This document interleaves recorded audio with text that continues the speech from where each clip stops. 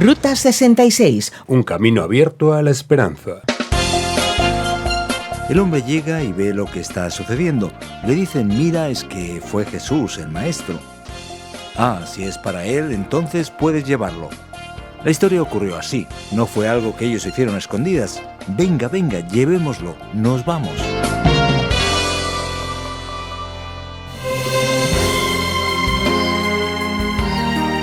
El pueblo de Adrian, en Texas, es famoso por albergar el midpoint de la Ruta 66, es decir, el punto que marca exactamente la mitad del camino. Muchos afirman que este título pertenece en realidad a Vega, en Texas igualmente. Probablemente ambas afirmaciones sean ciertas dependiendo del trazado que escojas. Querido oyente, no estamos en el punto medio de nuestra Ruta 66. Estamos más bien en la recta final del libro de Marcos y hoy estamos viendo los capítulos 11 y 12 de la serie de los Evangelios. Vamos a presentar el tema Enfrentamiento directo. La vida de Jesús llega a un momento crucial. Fue recibido como un héroe en Jerusalén, pero pronto ocurrieron los primeros problemas. ¿Cómo enfrentar oposición y saber manejar las crisis? ¿Sabes conducir los asuntos de tu vida? ¿Cómo manejas las críticas y las calumnias? Jesús resistió y venció a sus oponentes con sabiduría. Vamos a aprender esta lección con aquel que supo cómo vivir. Estás siguiendo a Jesús como siervo, tal y como nos lo presenta el segundo de los Evangelios, en el contexto grecorromano de su tiempo, en el Evangelio de Marcos. Y ahora ya nos estamos acercando al final. Ya estamos llegando a la Semana de la Pasión, cuando Jesús está en Jerusalén. Cuando Jesús está aproximando al principio del capítulo 11, Él señala a sus discípulos que pidan a aquellos que se encuentren por el camino que les dejen usar un burrito, según traduce la Nueva Versión Internacional, o un pollino, según la Reina Valera del 60. Ese burrito debía ser desatado y prestado para el Señor Jesús. El Mesías prometido subió a ese burrito y entró en la ciudad de Jerusalén, aquí en el inicio de la semana de la Pascua, y en ese momento, dice el texto, muchos tendieron sus mantos sobre el camino, otros usaron ramas que habían cortado en los campos. Tanto los que iban delante como los que iban detrás gritaban, «Hosana, bendito el que viene en el nombre del Señor, bendito el reino venidero de nuestro Padre David, Hosana en las alturas». Jesús entró en Jerusalén y fue al templo. Qué momento más impresionante y célebre para nosotros, ¿verdad? Pues Jesús entró en Jerusalén y fue al templo. Él llega a la ciudad santa de Jerusalén en un momento especial de fiesta, de conmemoración, cuando había mucha gente yendo para aquel lugar. Cuando Jesús llega a la ciudad, es proclamado por una multitud que ni siquiera entiende lo que estaba sucediendo, y Jesús se va al templo, y llegando allí, dice el versículo 12, al día siguiente, cuando salían de Betania, por cierto, Betania está muy cerca de Jerusalén, a solo 3 kilómetros. Continúa diciendo el Evangelio, viendo a lo lejos una higuera que tenía hojas, fue a ver si hallaba algún fruto. Cuando llegó a ella, solo encontró hojas, porque no era tiempo de higos. «Nadie vuelva jamás a comer fruto de ti», le dijo a la higuera. Y lo oyeron sus discípulos. Llegaron pues a Jerusalén. Jesús entró en el templo y comenzó a echar allí a los que compraban y vendían palomas, y no permitía que nadie atravesara el templo llevando mercancías. Jesús entonces empezó a enfrentar directamente a los que estaban haciendo eso, diciéndoles, «Mi casa será llamada casa de oración para todas las naciones». Y lo hacía justamente mencionando el texto de Isaías 56 y también cuestionando el que este lugar de culto ahora se había convertido en una cueva de ladrones. Según las propias palabras de Jesús, los jefes de los sacerdotes y los maestros de la ley lo oyeron y comenzaron a buscar la manera de matarlo por causa de esto. Ahora vamos a ver a Jesús que va a desafiar la hipocresía de la religiosidad que había en su templo. Y no solo esto, sino que Jesús anuncia también un juicio divino simbolizado por la higuera que se había secado, símbolo de la propia nación. Y él también va a purificar el templo, anunciando la destrucción futura de este templo que estaba presentando una religiosidad enfermiza. Por esto, siguiendo las secuencias del Evangelio de Marcos, vamos a ver que la higuera realmente quedó totalmente seca, según los versículos 20 y 21. y Jesús entonces enfatizó el poder de la fe. Luego, en el versículo 27, vemos que ellos llegaron de nuevo a Jerusalén y mientras Jesús andaba por el templo, se le acercaron los jefes de los sacerdotes, los maestros de la ley y los ancianos, y le preguntaron con una actitud de enfrentamiento directo, ¿con qué autoridad haces esto? ¿Quién te dio autoridad para actuar así? Jesús entonces les colocó en una situación bien difícil. Jesús hace una especie, podríamos decir, de jaque mate, y pregunta, escuchad, yo voy a responder, pero primero tenéis que decirme si el bautismo de Juan procedía del cielo o de los hombres. Ellos se miraron unos a otros, pero no sabían cómo resolver la cuestión. Ellos conversaban entre sí y se decían, si respondemos del cielo, nos dirá entonces por qué no le creísteis. Pero si decimos de la tierra, querido amigo, te habrás dado cuenta que ellos temían al pueblo, porque todos consideraban que Juan era realmente un profeta. Así que le respondieron a Jesús, no lo sabemos. Jesús entonces le respondió, tampoco yo os voy a decir con qué autoridad hago esto.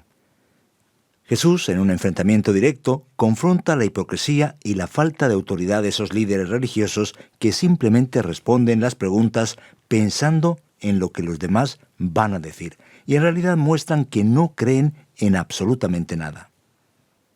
Simplemente ellos están interesados en defender su propio territorio, su propia fuerza, su propio poder y sus propios intereses personales. Entonces, en una escalada de tensión, a partir del capítulo 12, Jesús cuenta la parábola muy famosa de los labradores que nosotros ya analizamos en Mateo 21. Aquella historia de un hombre que plantó una viña, le colocó una valla, hizo un estanque para prensar las uvas y contrató a unos labradores. Y así él envió un siervo a los labradores, y ellos lo mataron, y así ocurrió con otros siervos. Finalmente, él envió a su hijo, quien también terminó muerto, ya que él era el verdadero heredero. Ellos pensaban, vamos a matarlo y la herencia será nuestra. Entonces, ¿qué pensáis que haría el dueño de esa viña? Jesús pregunta.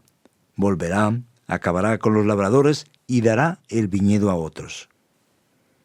Y así Jesús dice que la piedra que desecharon los constructores ha llegado a ser la piedra angular, haciendo una referencia a sí mismo, cuestionando, o mejor dicho, yendo hacia un enfrentamiento directo con los líderes de su tiempo.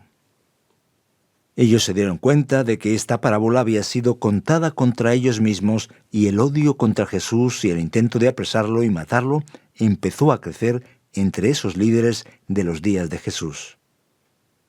Como ves, la cosa se complica. La situación está cada vez peor. Jesús va mostrando claramente que Él es el Mesías y en qué consiste realmente su misión, y Él enfrenta a los religiosos de su tiempo. El versículo 13 entonces nos va a decir, luego enviaron a Jesús algunos de los fariseos y de los herodianos para tenderle una trampa con sus mismas palabras. Entonces ellos hacen una pregunta tratando de poner a Jesús en contra de los romanos. Ellos le muestran una moneda y preguntan a Jesús si estaba bien pagar impuestos al César o no. Jesús entonces se va a una confrontación directa con ellos, dice el texto, y ataca la hipocresía de ellos. Jesús le respondió, ¿por qué me tendéis trampas? Y entonces les hace una pregunta que una vez más deja a esos líderes religiosos sin respuesta. Jesús pregunta, ¿de quién son esta imagen y esta inscripción? Del César, contestaron. Dadle pues al César lo que es del César y a Dios lo que es de Dios. Y él entonces sale de esa trampa preparada por aquellos que estaban buscando un enfrentamiento directo con el propio Señor Jesús. Si los fariseos y los herodianos ya estaban preparando trampas para Jesús, los saduceos no se quedaban atrás. Así que los saduceos traen un problema complicado ante Jesús. Desde el versículo 18 en adelante, el texto dice que ellos hablaron de un hombre que murió y dejó a su mujer sin hijos, y por lo tanto, ahora su hermano, se debía casar con ella. Y eso sucedió sucesivamente hasta que los 7 hermanos se casaron con la mujer. La gente de esa familia murió uno tras otro y ninguno de los 7 dejó hijos y al final murió la mujer. La pregunta fue, cuando resuciten, ¿de cuál de ellos será esposa esta mujer, ya que los 7 estuvieron casados con ella? Jesús va directo al punto, respondiendo directamente. Él les dice, ¿acaso no andáis desencaminados? Es que desconocéis las Escrituras y el poder de Dios. Cuando resuciten los muertos, no se casarán ni serán dados en casamiento, sino que serán como los ángeles que están en el cielo. Y si tenéis dudas sobre la resurrección de los muertos, basta que leáis vuestra Biblia, donde Moisés habla claramente sobre que Dios es el Dios de Abraham, de Isaac y de Jacob. Él no es un Dios de muertos, sino de vivos. Vosotros estáis engañados, les dice. Así el texto continúa adelante en el capítulo 12, y ahora surge un problema más, otro enfrentamiento directo entre Jesús y los líderes religiosos hipócritas de su tiempo. Uno de los maestros de la ley se acerca a Jesús y le pregunta cuál era el mandamiento más importante de todos para él. Jesús entonces resume toda la ley con el texto que dice: ama al Señor tu Dios con todo tu corazón, con toda tu alma, con toda tu mente y con todas tus fuerzas. Obviamente es una referencia a Deuteronomio 6, versículos 4 y 5, que es la Shemaj, tan conocida por el pueblo de Israel, y también cita Levítico 19, 18, ama a tu prójimo como a ti mismo. Entonces el hombre se anima y dice: bien dicho, maestro, estás en lo cierto, muy bien. Eso es mucho más importante que sacrificios y ofrendas, estoy de acuerdo. Entonces, en ese momento, ese hombre, que a pesar de haber venido buscando una pelea con su pregunta, aquí es alcanzado por la respuesta de Jesús, y Jesús le dice: no estás lejos del reino de Dios. Y desde entonces nadie se atrevió a hacerle más preguntas. Finalmente, Jesús todavía se va a enfrentar a la manera de pensar de los religiosos de su tiempo, cuando el texto nos dice que Jesús pregunta: ¿quién es el Cristo, el Hijo de David, de acuerdo con los maestros de la ley? Entonces él menciona el Salmo 110. Dijo el Señor a mi Señor: siéntate a mi derecha hasta que ponga a tus enemigos debajo de tus pies. Si David mismo lo llama Señor, ¿cómo puede ser su hijo? Entonces Jesús revela más claramente su posición de Mesías, de descendiente de David, y cierra el tema haciendo dos cosas interesantes. Él dice claramente, en un enfrentamiento directo contra el error: guardaos de los maestros de la ley, les gusta pasearse con ropas ostentosas y que los saluden en las plazas, ocupar los primeros asientos en las sinagogas y los lugares de honor en los banquetes. Se apoderan de los bienes de las viudas y a la vez hacen largas plegarias para impresionar a los demás. Estos recibirán peor castigo. Y Jesús cierra este discurso y este capítulo 12 contando una historia. El texto nos habla sobre lo que le sucedió a Jesús cuando una viuda pobre lanza 2 monedas pequeñitas de cobre, y ella da una mayor ofrenda que la que dieron todos los que depositaban sus contribuciones en la caja de ofrendas. La razón principal de este texto era mostrar qué tipo de religiosidad es verdadera, en contraste con la de los líderes religiosos que solo pensaban en sí mismos. Querido oyente, quizás nunca te lo hayas imaginado. Jesús, que aparentemente es pacífico, se muestra tranquilo y sonriente, aparece aquí contra los hipócritas en un verdadero enfrentamiento directo.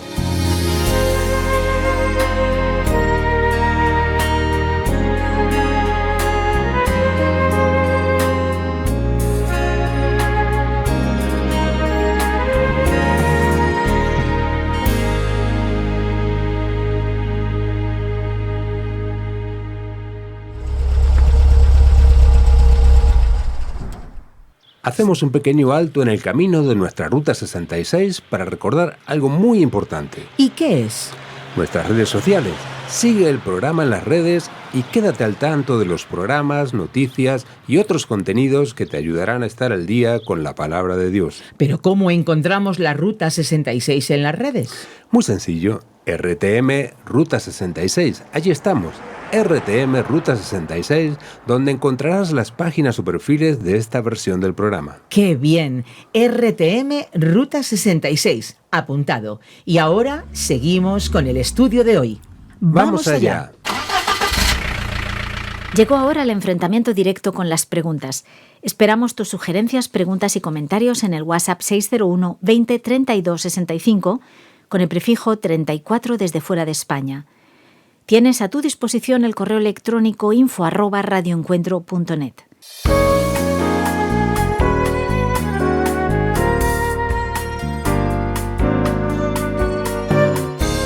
Nos acompañas en Marcos, en los capítulos 11 y 12, y surgen dudas.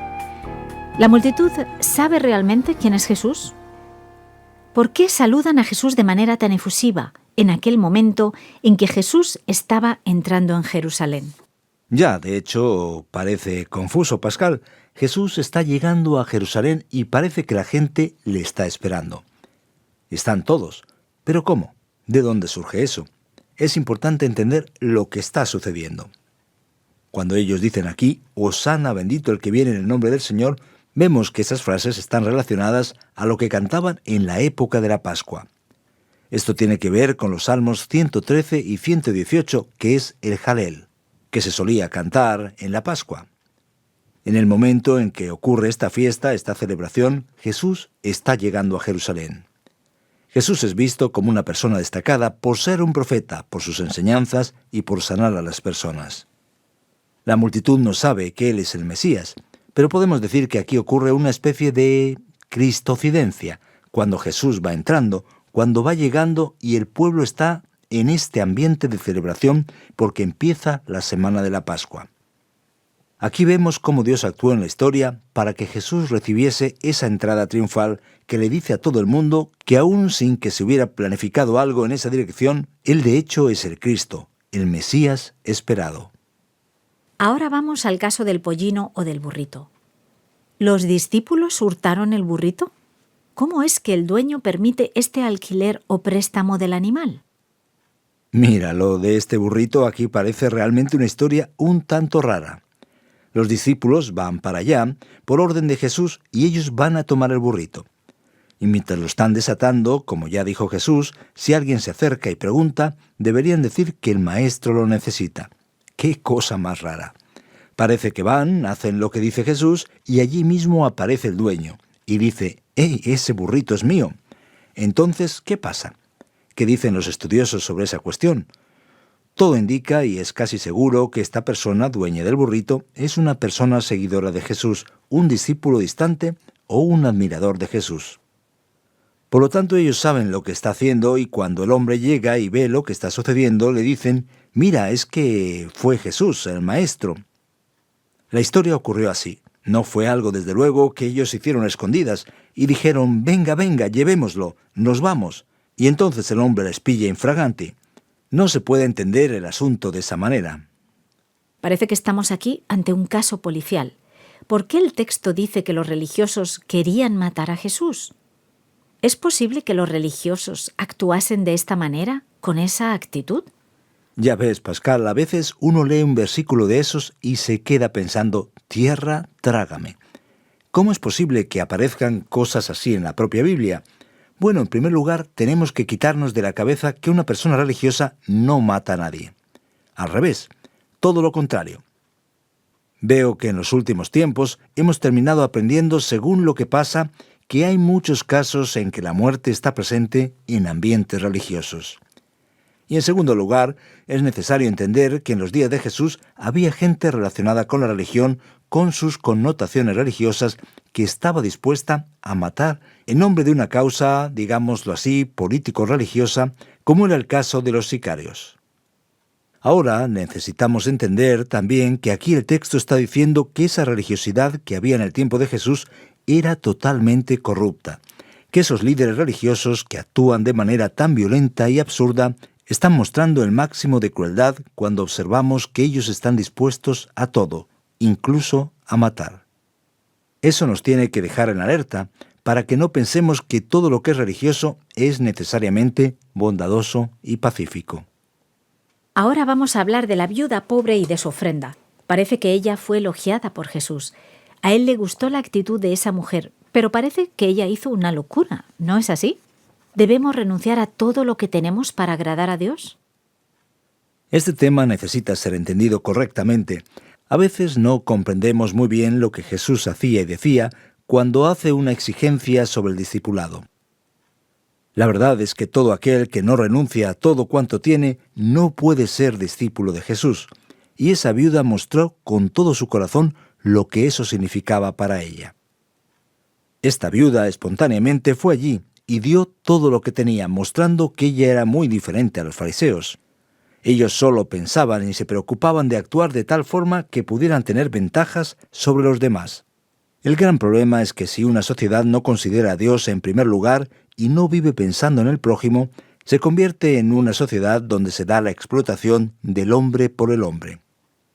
Y hoy, por cierto, sufrimos crisis tremendas por eso. Está claro que servir a Dios y entregar todo lo que se tiene no siempre significa dar todo el dinero o todos los recursos para una iglesia o para una comunidad, sino que significa de manera muy clara que uno tiene que tener una actitud diferente respecto a los valores de la vida.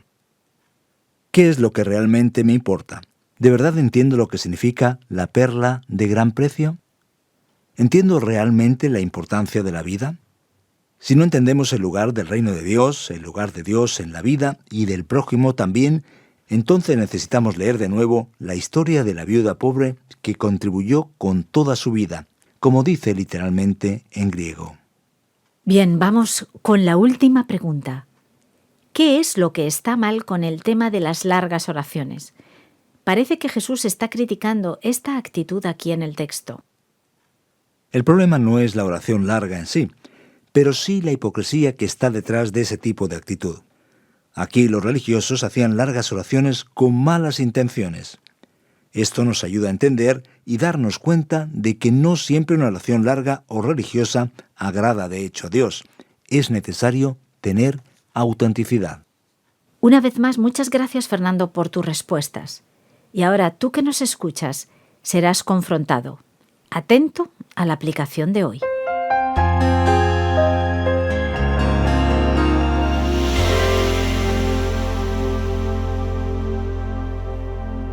En Ruta 66, hoy nos has acompañado explorando los capítulos 11 y 12 de Marcos. Nuestro tema, como recordarás, fue enfrentamiento directo. Sí, Jesús, después de su entrada triunfal en Jerusalén, enfrentó directamente a los líderes religiosos que tenían una perspectiva equivocada de la vida y de cómo vivir delante de Dios. Ya ves, mi querido oyente, después de haber escuchado todos los detalles de los diversos enfrentamientos de Jesús con aquellos líderes religiosos, tenemos que entender un poco más esta actitud y manera en la que Jesús manejó estos asuntos. Presta mucha atención. No siempre resolvemos las cosas en la vida con buenos deseos, intentando ser simpáticos y con buen corazón. Muchas veces, como Jesús, es necesario actuar confrontando la situación directamente.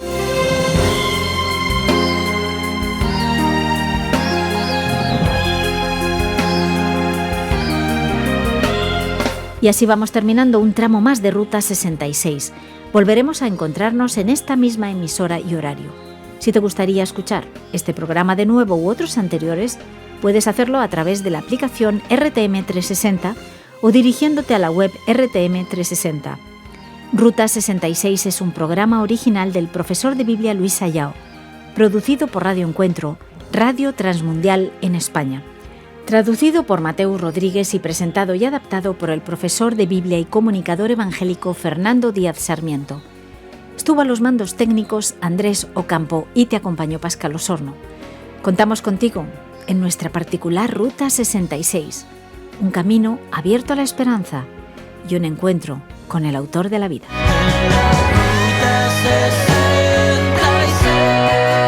Descarga la app de Ruta 66 y sigue RTM Ruta 66 en las redes sociales. Aquí te esperamos.